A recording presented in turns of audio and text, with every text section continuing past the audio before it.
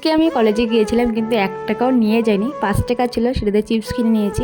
বাবা আর মার থেকে চাওয়াচাওয়ি করি না, সবসময় চাইতে ভালো লাগে না, তার জন্য তোমরা সাপোর্ট করো, অবশ্যই আমি একদিন ইনকাম করতে পারবো। নমস্কার, আমি সঙ্গীতা। সকাল সকাল উঠে বাসনটা ঝাড়ু দেওয়া কমপ্লিট করছি, তারপরে হলো দাঁতটা ব্রাশ করা কমপ্লিট করে নিয়েছি।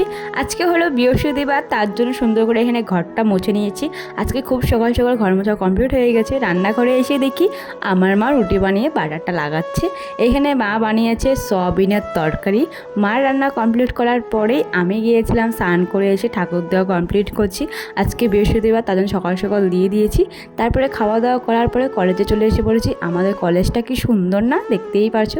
আমি খুব সুন্দর করে কলেজে চলে এসে পড়েছি।